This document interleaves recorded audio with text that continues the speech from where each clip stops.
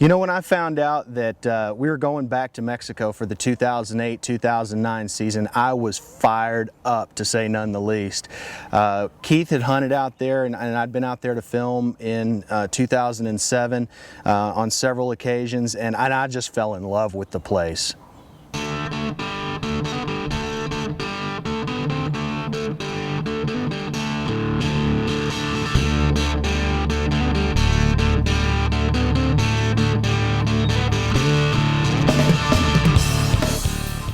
If you're a whitetail hunter, you have got to go check out Old Mexico. You're going to see tons and tons of whitetail deer in an unpressured setting doing what deer do. Chasing, fighting, grunting, snort wheezing, you're going to see it all. You know, we'd hooked up with Buckeye Cam earlier in the year, and they were gracious enough to send us out some trail cams to use on this ranch in Mexico. You know, not only do trail cameras allow you to take a look at what's on your place, but they also allow you to really age your deer. If you're trying to effectively manage your deer herd for age, then you can take a look and study the photos and tell what is mature and what's not mature and see them from different angles. They really are an effective tool. So it's late season, it's mid-January. Keith's going to go check out another ranch for the afternoon and the next morning. So he says, Chad, you're up to bat, brother.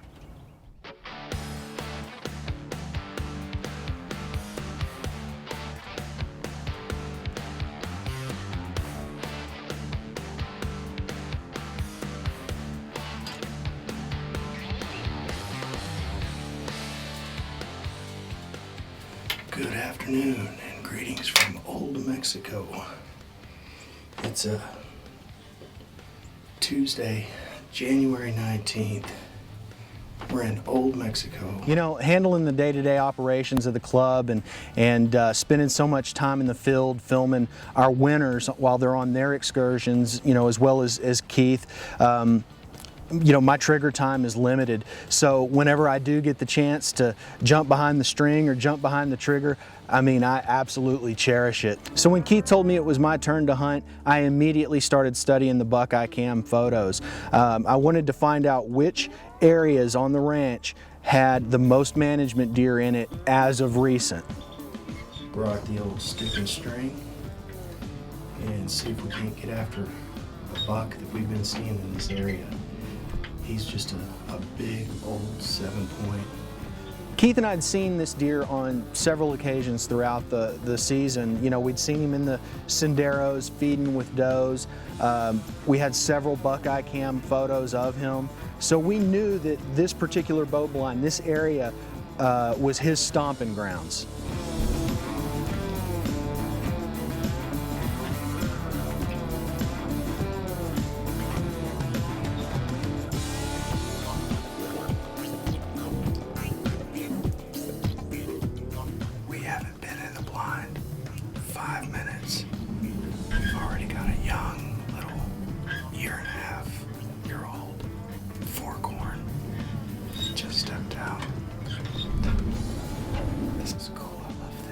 So I'm settled in, I'm enjoying the afternoon in the woods, and a couple of doe, and I think a couple of young bucks come out, a 4-corn, and I think a little either 6 or a little 8-pointer.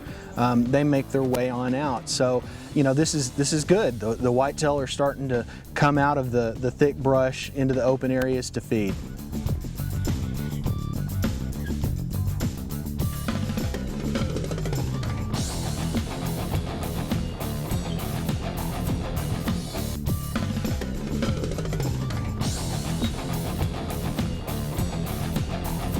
So I'm watching these younger deer feed out in front of me, and then I catch movement in the brush, so I throw up my glasses and I just see this lumbering bobbing head like a mature deer does, like they walk, that heavy walk, and I immediately, I mean, whoo, here we go.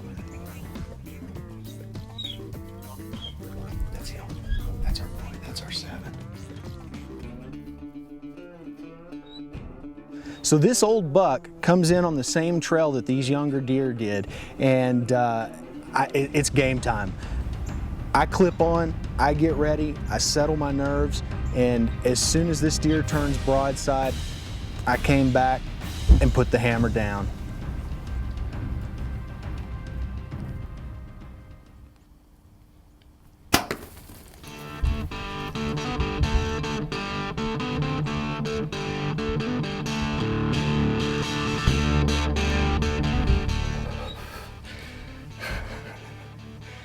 That was him.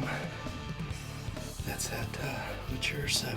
I can't describe the feeling of accomplishment that I had to target a particular deer, and through our homework, through the trail cam photos, through the scouting that we'd done earlier in the season, we were able to target this particular deer and get on him. And anytime you do it with a bow and arrow, makes it extra special. Ooh, and that's a good sign.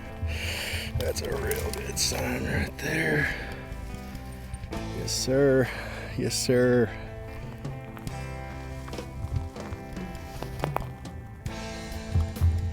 There's blood. Whenever he went past this tree, he hooked it around to the left, so no way. I don't know if y'all can see it, but there's a white belly.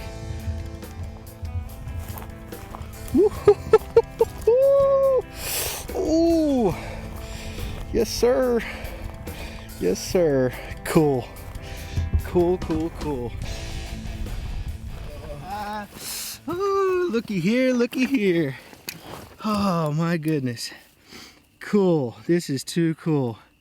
This is my first Mexico buck. Venado primeros. Numero uno. And I am tickled to death to have him. Oh, my goodness.